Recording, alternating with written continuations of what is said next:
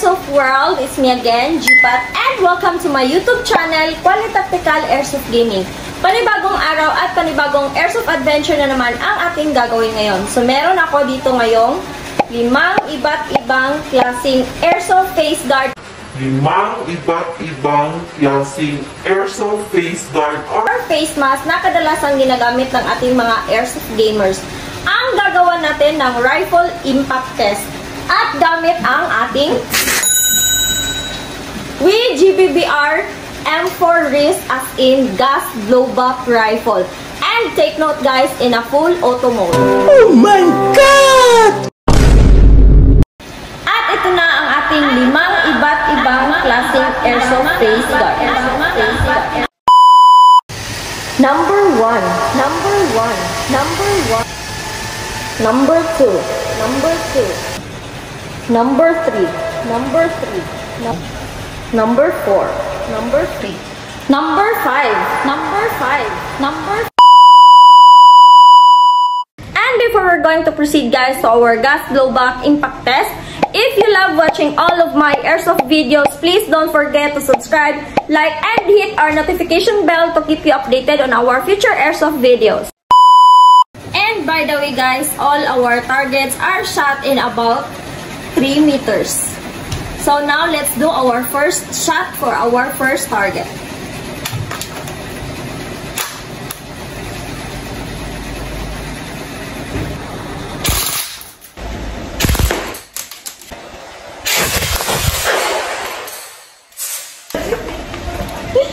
And guys, sad to say,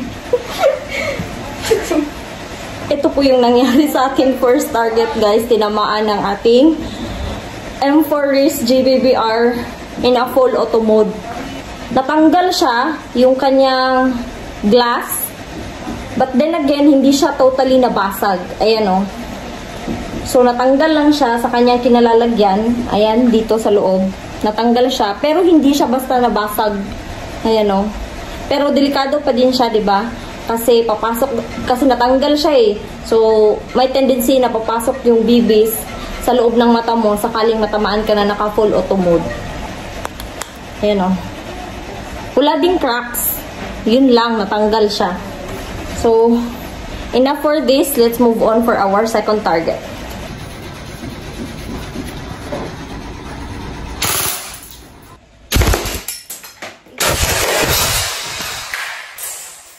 Alright.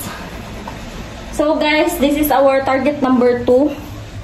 Ito yung hindi tinamaan natin. Ayan. At ito yung ating tinamaan. So, hindi siya natanggal. Ayan.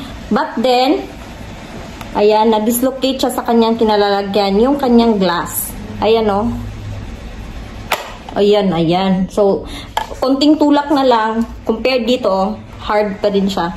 Dito, wala na. Konting tulak na lang sa kamay, tanggal na siya. So, ito yung nangyari kapag yung ganitong mask.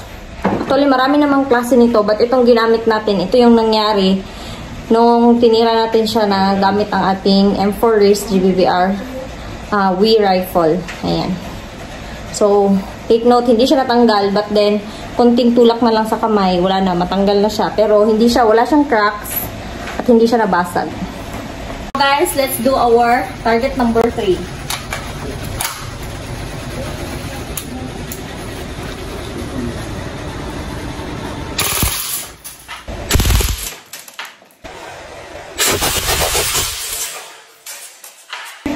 Okay. So, this is our target number 3 guys. Ito yung nangyari. Ayan. Let's remove. So, ito yung nangyari, oh. Meron siyang mga signs na tinamaan siya. Ayan. There are signs, several signs. Tignan natin, ha. Okay. I don't know, hindi siya kasi masyadong makita. But meron siyang mga signs. Ayan, oh. 1, 2, 3, 4, 5. Ayan. Yung mga tama natin bibis. Oh, ito. Meron siya. But then again, hindi siya nag-cause ng cracks or any damage sa ating scout mask. Ayan. So, overall, safe siyang gamitin. Yung ating scout mask. Ayan. Ayan. So, nice. Safe. Now, let's shot our number 4 target.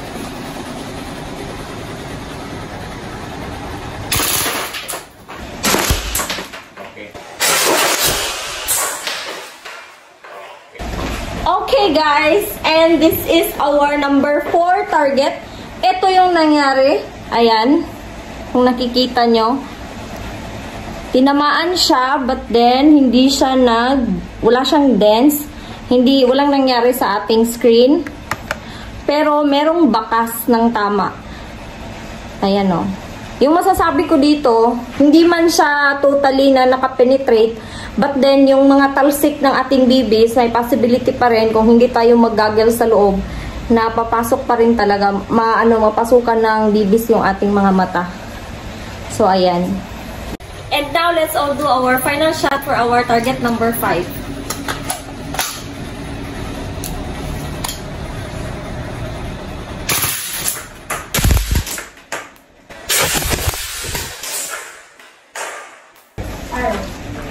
So now guys, this is our target number 5. Tsaka ito yung nangyari oh.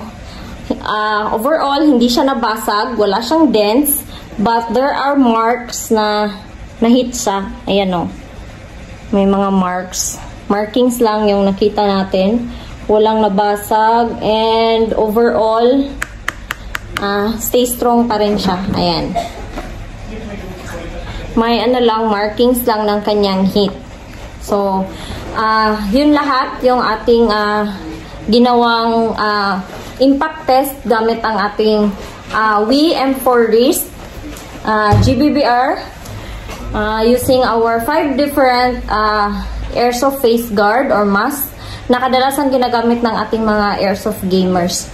So, for me, in my own opinion, mas maganda pa rin na piliin natin yung pinakamagandang kalidad ng ating face guard every time na maglalaro tayo ng airsoft, kahit saan man tayo. Kasi, dito nakasalalay yung proteksyon ng ating buong mukha, lalong-lalo na ng ating mga mata. I'll advise for everyone, kung kaya naman, bago ninyo gamitin yung inyong mga face guard or yung inyong mga goggles is try to test fire it gamit ang inyong mga airsoft rifle para masubukan ninyo yung kalidad at yung proteksyon na mabibigay sa inyo ng inyong mga ginagamit na mga face guard. And that's all for our airsoft video for today. So sa lahat ng mga viewers na nanonood ng airsoft video ko na to, please leave all your comments below because I love to hear all your comments, suggestions, and opinions on my airsoft videos. So see you all on my next airsoft video. Bye!